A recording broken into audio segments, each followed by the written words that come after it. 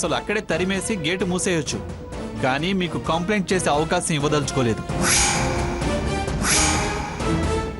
నన్ను ఇరికించి తమాషా చూసే తెలివితేటలున్నాయి దీనికి. అందుకే మీ హ్యాండ్కి అప్పగించి నా సేఫ్టీ నేను చూసుకుంటున్నా.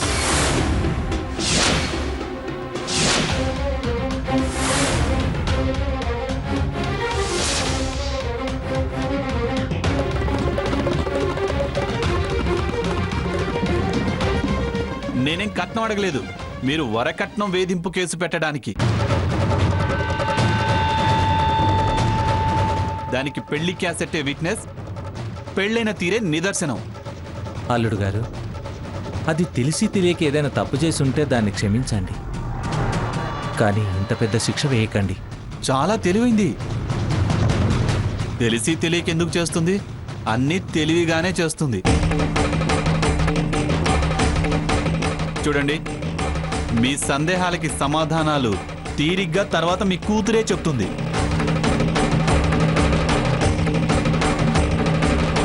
శాస్త్ర ప్రకారం ఏ ధర్మం నేను దీని విషయంలో పాటించలేదు.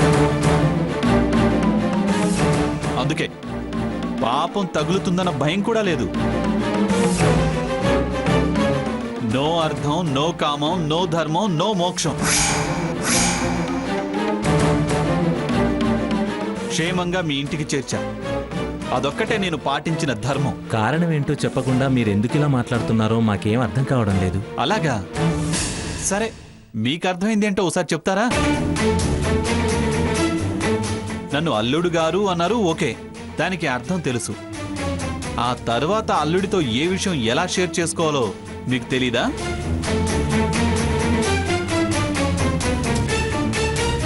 దీనికన్నా పెద్దదా చిన్నదా అన్న విషయం పక్కన పెడితే, మీ ఇంట్లో ఓ అమ్మాయి పెళ్లి జరిపించాలనుకుంటే ఆల్రెడీ అల్లుడైన వాడికి కాబోయే అల్లుడి వివరం చెప్పడం మీకు ధర్మం అని తెలీదా?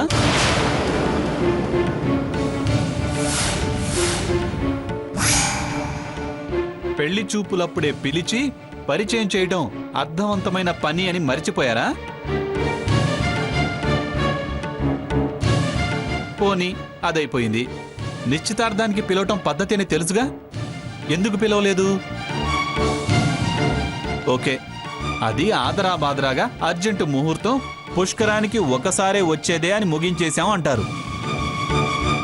నో ప్రాబ్లం, ఈజీగా తీసుకుంటా.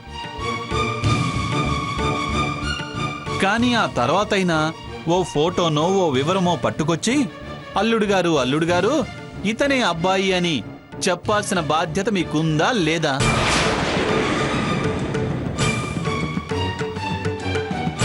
ఫలానా రాజావారి అబ్బాయో, లేదా ఫలానా జమీందారీ వారసుడో, లేదా ఆ పరిశ్రమ ఓనరో, ఈ పరిశ్రమ మేనేజరో, ఇవేవీ కాకపోతే గెజిటెడ్ ఆఫీసరో, ఎన్జిఓనో చెప్పాలా వద్దా?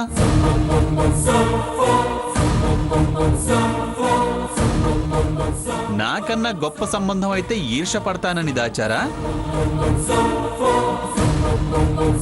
లేదా చిన్న సంబంధం అయితే వెక్కిరిస్తానని దడిచారా? అసలు అడ్రస్ ఉన్నాడేనా? కేరా ప్లాట్ఫామా?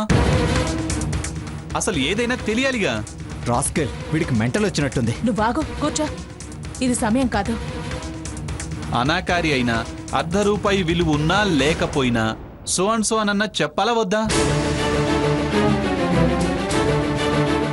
నో, చెప్పలేదు. రేపో మాపో పెళ్లి బట్టలు కొనడానికి వెళుతూ చాటుగా, మొగుడికి చాటుగా కూతురికి ఫోన్ చేశారు. కానీ దాని మొగుడు అల్లుడవుతాడే, వాడికి చెప్దాం అన్న జ్ఞానం ఉందా లేదా మీకు? బాబు వద్దు, ఇంకిప్పుడేం మాట్లాడొద్దు. ఒక్కటంటే ఒక్కటి అర్థవంతమైన పని చేశారా?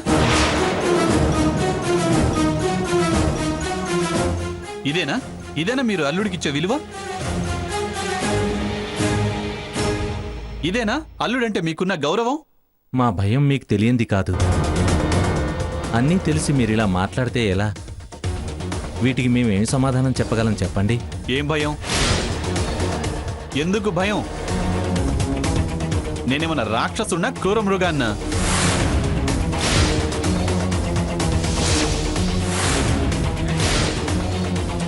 అంతకన్నా భయంకరమైన శాడిస్ట్ వాడు. రఘురామ్, నాకు తెలుసు మీ దగ్గర సమాధానం లేదు. మహా అయితే ఓసారి పెళ్లి చెడింది, అది భయం అంటారు. లేదా మా గ్రాని అది చేసింది ఇది చేసింది అంటారు. అంతకు మించి మీరు మరో కారణం చెప్పలేరు. కానీ మీ సమాధానాలేవి నన్ను సాటిస్ఫై చేయలేవు. చూడండి, అల్లుడిగా మీ లెక్కలో నేను లేనప్పుడు నా భార్యగా దీన్ని నా లెక్కలోంచి నేను తీసేశా.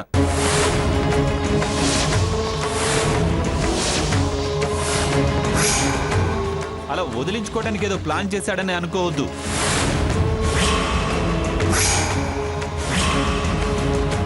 మీ ప్రవర్తనే కారణం అని తెలుసుకోవాలి.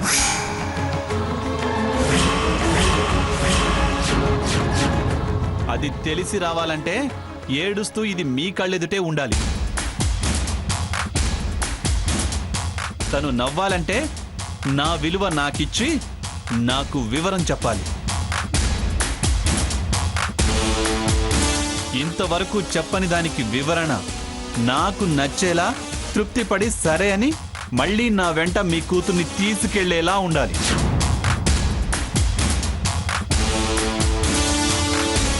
ఈ కూతురు కన్నీళ్లు పట్టించుకోకుండా ఆ కూతురి పెళ్లి చేస్తారో, ఈ అల్లుడెంత వీడి బెదిరింపెంత అని ఆ అల్లుడిని తెచ్చుకుంటారో మీ ఇష్టం. అంతంత మాటలు అంత కఠినంగా మాట్లాడకండి బాబు. మీకు వివరం తెలిసిన తర్వాతే అబ్బాయి సీతమేలో తాళి కడతాడు. ఈ వాయిదా పద్ధతి మాటలు అనవసరం. మమ్మల్ని పిలిచి చేసినా ఓకే, పిలవకుండా చేసినా okay.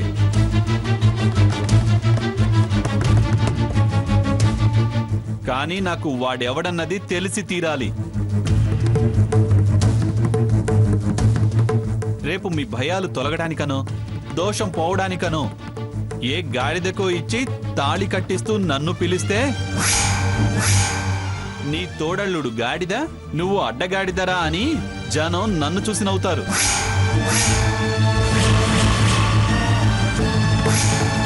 So with all particulars మీరు రాగలిగితేనే ఈ స్వర్ణలతాదేవిని తీసుకుని మా ఇంటికి వెళ్ళేది.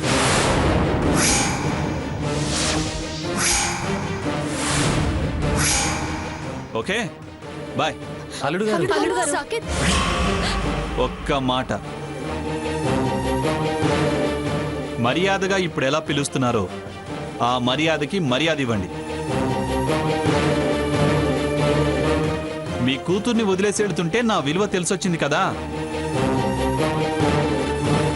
ఆ విలువ అలాగే కాపాడుకోండి. వద్దు పర్వాలేదు అనుకుంటే భరణం ఇవ్వడానికి నేను రెడీ.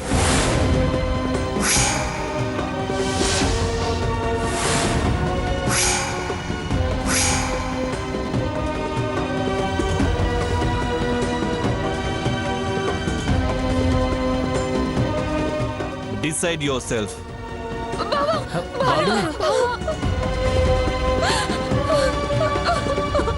ఈడియట్, ఎంత క్రూరంగా బిహేవ్ చేస్తున్నాడు. నో మిస్టర్ రఘురామ్, అతన్ని ఇడియట్ అనే పని లేదు. మన బిహేవియర్ అతన్ని హర్ట్ చేసింది. అతనే కాదు, ఆ ప్లేస్ లో ఎవరున్నా అలాగే ప్రవర్తిస్తారు. ఏంటి నువ్వనేది? నేనండం కాదమ్మా, మీరే ఆలోచించండి. అతను అడిగిన ఏ ఒక్క ప్రశ్నకైనా సమాధానం మీ దగ్గర ఉందా?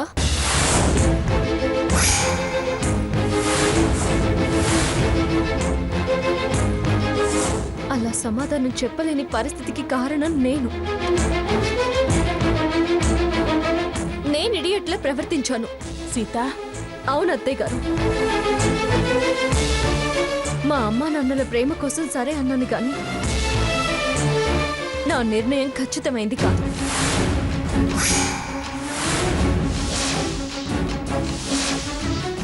అతను ఏ విషయంలో తప్పు పడుతున్నాడో అదే నిజమని నిరూపించబోతున్నాను. పెళ్లి తర్వాత అతను ఎదురుపడ్డ ప్రతి క్షణం నా పరిస్థితి ఏంటి? దోషిగా అతని ముందు తలదించుకోవడమే కదా. అప్పుడది పెళ్ళనిపించుకుంటుందా, సిగ్గుతో చచ్చి బతికడం అనిపించుకుంటుందా? ఆలోచించండి. అసలు ఈ దాపరికం ఎంతకాలం? 3 ముళ్ళు పడేంత వరకే కదా. అసలు ఏ తప్పు చేయనప్పుడు ఎందుకు దాచటం అని ఎప్పుడన్నా ఒక్కసారైనా ఆలోచించామా?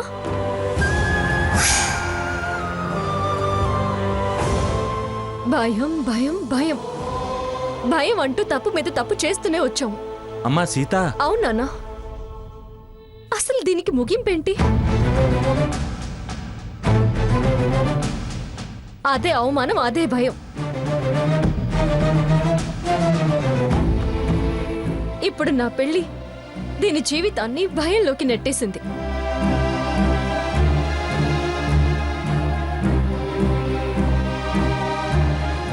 రామచంద్రయ్య, నీ ఇంట్లో ఏ ఆడపిల్ల పెళ్లి జరగనివ్వను అంది ఆ మంగమ్మ గారు. కానీ ఇప్పుడు పెళ్ళైంది కూడా ఈ ఇంటికే వచ్చేసింది.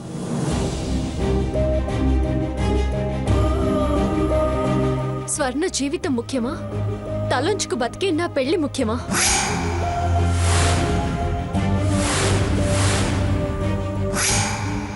అది కా సీత. అత్తయ్య గారు, రేపటి నా సుఖ సంతోషాలు ఎలా ఉంటాయో చెప్పలేము. కానీ దీని జీవితం ఇప్పుడే చీకటి పాలయ్యింది. దీని గొంతు కోసి నేను ఈ పెళ్లి చేసుకోదలుచుకోలేదు.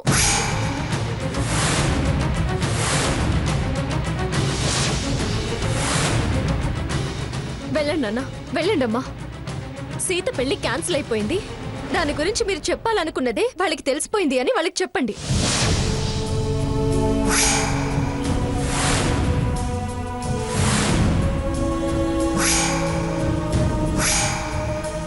వాళ్ళు సంతోషిస్తారు, స్వర్ణని స్వాగతిస్తారు.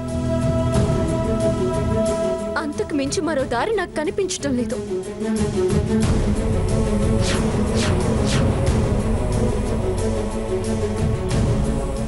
నా మనసు ఈ పెళ్లికి అంగీకరించడం లేదు.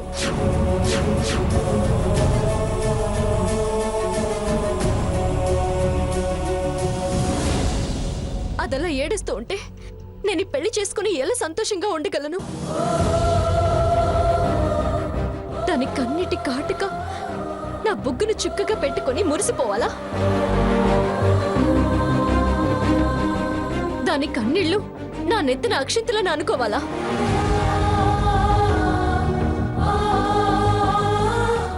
అది అలా కుమిలి కుమిలి ఏడుస్తుంటే ఆ ఏడుపుని నేను సన్నాయి మేళమని అనుకోవాలా?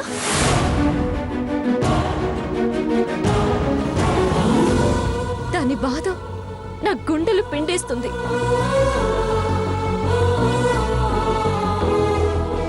ఈ గుండెల మీద తాళి పొట్టు ఎలా స్థిమితంగా ఉండగలుగుతుంది నాన్న? ప్లీజ్ నాన్న, నాకి పెళ్ళొద్దు.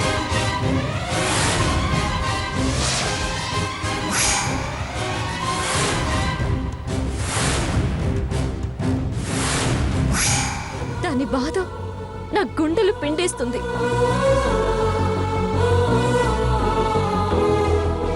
ఈ గుండెల మీద తాళి పొట్టు ఎలా స్థిమితంగా ఉండగలుగుతుంది నాన్న? ప్లీజ్ నాన్న, నాకి పెళ్ళొద్దు.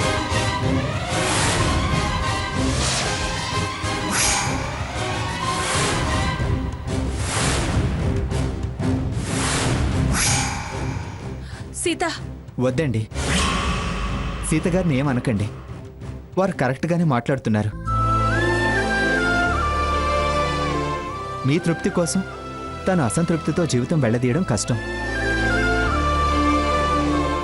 తన ప్లేస్లో ఉంటే కానీ ఆ బాధ మనకు అర్థం కాదు.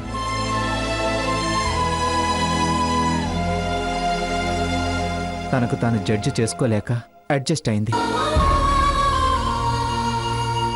దాన్ని మనం అడ్వాంటేజ్గా తీసుకోవద్దు. స్వతంత్రం లేని సంస్కారాన్ని శపథాల కోసం ఇబ్బంది పెట్టొద్దు.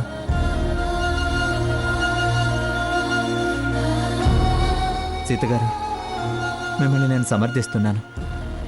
దయచేసి దీన్ని మిస్అండర్స్టాండింగ్ చేసుకోకండి. మనస్ఫూర్తిగా చెప్తున్నా. మీ బాధ మీ కోణం నుంచే అర్థం చేసుకుని మాట్లాడుతున్నా. Take your own time. నిందలు నిందలే అని తేలేదాకా మీరు మీరుగానే బతకండి. నేను తారసపడను.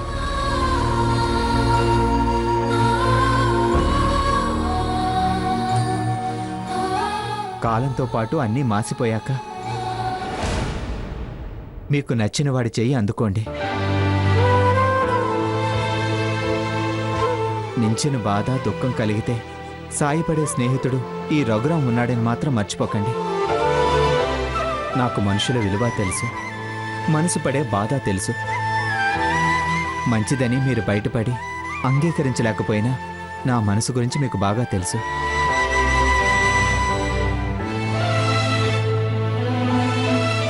అమ్మా, వెళ్దాం పద. పెళ్ళనుకున్నప్పుడు దిష్టి, నాతో నిశ్చితార్థమైనప్పుడు మహాదిష్టి తొలగిపోయాయి. మంచి జరగాలని ఆశిస్తున్నా. ఏంటి బాబు, ఎవరి నిర్ణయాలు వాళ్ళు తీసుకొని ఎవరి దారిన వాళ్ళు వెళ్ళిపోతే మరి మా దారెటు?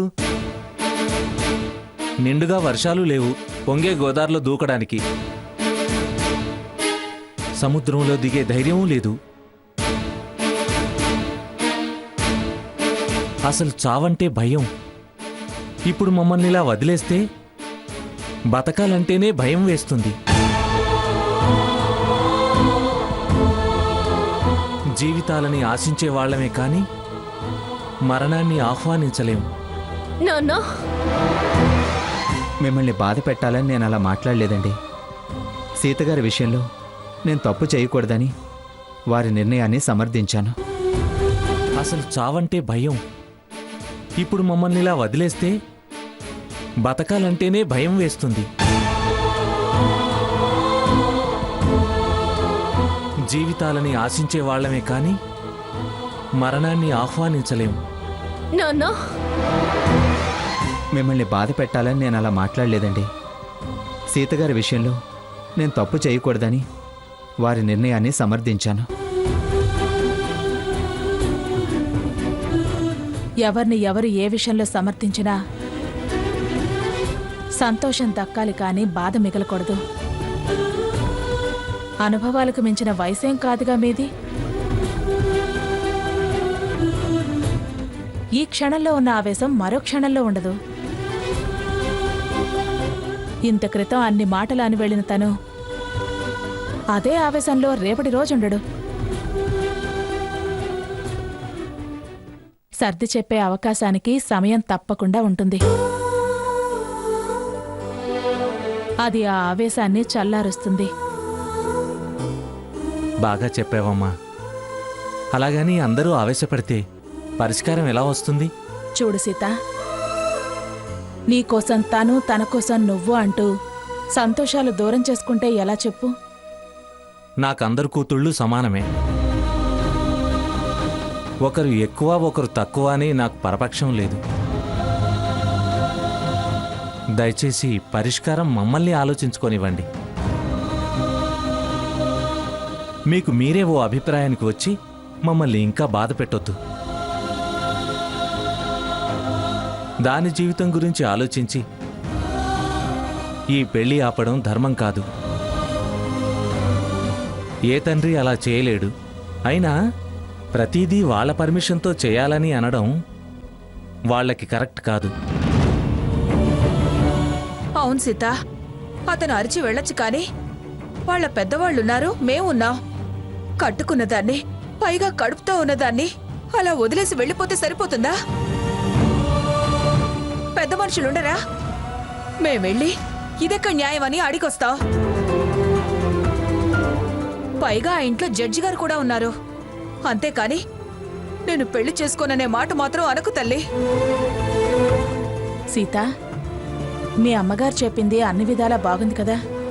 మాట్లాడు రాని అమ్మా, అతనే దారికొస్తాడు. వెళ్ళొస్తాం. ఉంటామండి. మంచిదండి. పద రఘురాం. సీతగారు వెళ్ళొస్తాను. మామయ్య గారు వెళ్ళొస్తాను. మంచిది బాబు. వెళ్ళొస్తాను స్వర్ణ.